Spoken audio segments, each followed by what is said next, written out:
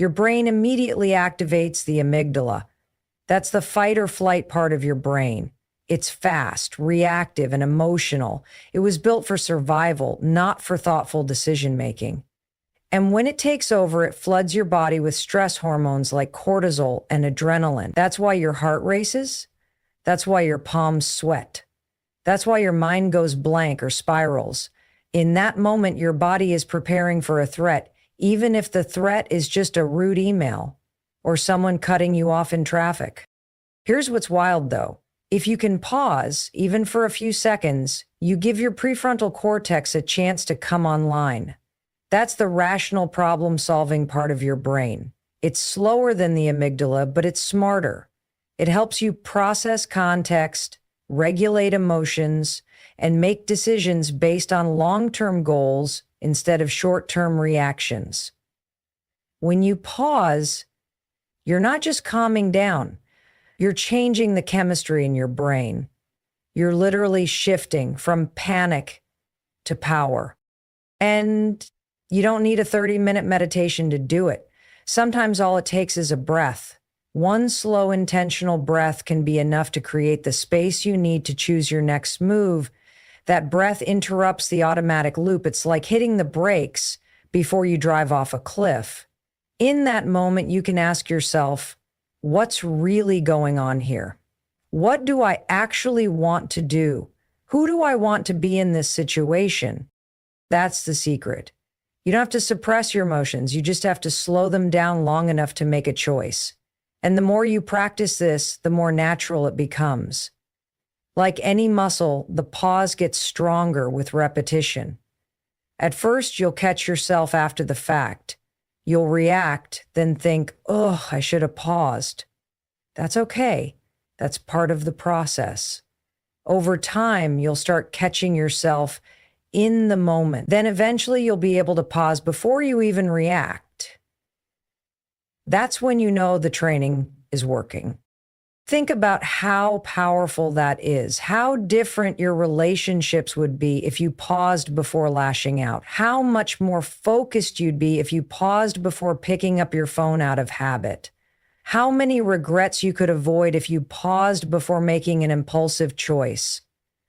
That pause gives you control, not over everything, but over yourself. And that's more than enough. The world is loud, it's fast, it's chaotic, and it's really easy to get swept up in it all. But when you build the habit of pausing, you anchor yourself. You create an inner stillness that doesn't depend on external circumstances. You become the calm in the storm instead of being tossed around by it. And here's what's beautiful. You always have access to the pause. No matter what's happening, no matter how crazy things get, that space is always there. You just have to remember to use it. The more you practice, the more automatic it becomes. You won't always get it right, but that's not the point. The goal isn't perfection. The goal is awareness. The goal is progress. So next time life hits you with something hard, don't react, pause, breathe, get curious, and then respond with intention. That one decision to pause might feel small in the moment, but it's everything. It's the beginning of emotional strength, clarity, and confidence. It's how you take back control of your mind one breath at a time. Your breath is one of the most powerful tools you have to calm your mind. And yet most people completely overlook it. We breathe all day, every day, without even thinking about it. But here's the thing. How you breathe directly impacts your mental and emotional state. When you're stressed, scared, or overwhelmed, your breathing becomes shallow and rapid. You might not even notice it happening, but your body does. Shallow breathing sends a signal to your nervous system that something is wrong, that you're in danger, that you need to fight, flee, or freeze. Now flip that around. When you breathe slowly and deeply, especially from your diaphragm, you send the opposite message. You're telling your nervous system we're safe, everything is okay. You don't need to panic. That one shift in your breathing can completely transform how you feel in the moment. It can interrupt a spiral of anxiety. It can stop an outburst of anger. It can help you focus, think clearly, and respond with intention. And the best part, you always have your breath, no matter where you are, no matter what's happening, no matter how out of control things feel, you can always pause and breathe.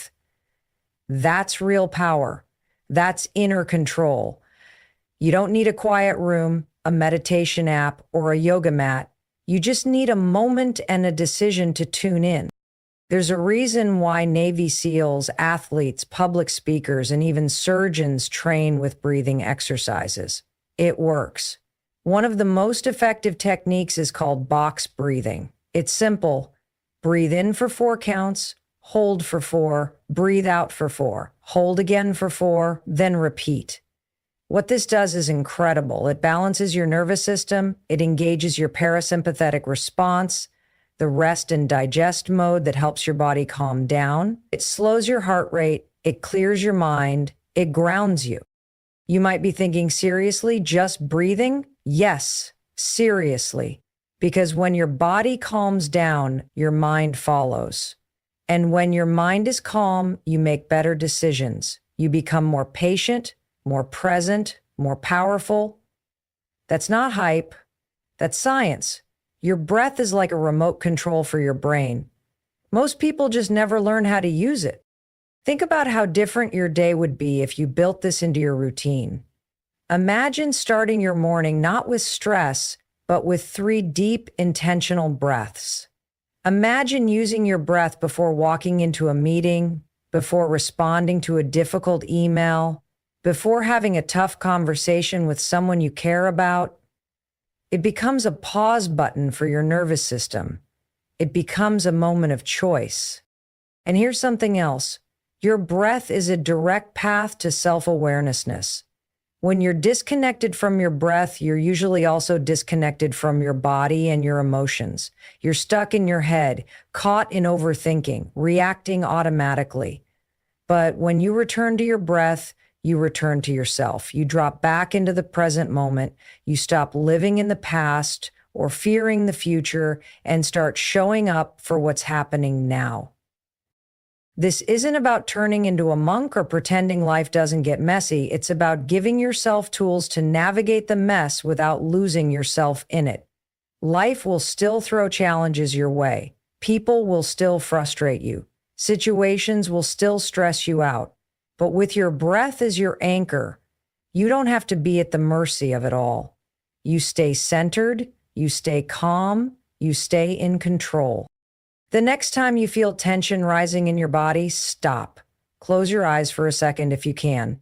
Inhale deeply through your nose. Hold it. Exhale slowly through your mouth. Do it again.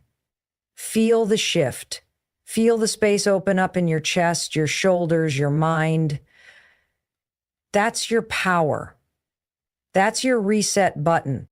Don't wait until you're overwhelmed to use it. Start making your breath part of your daily routine.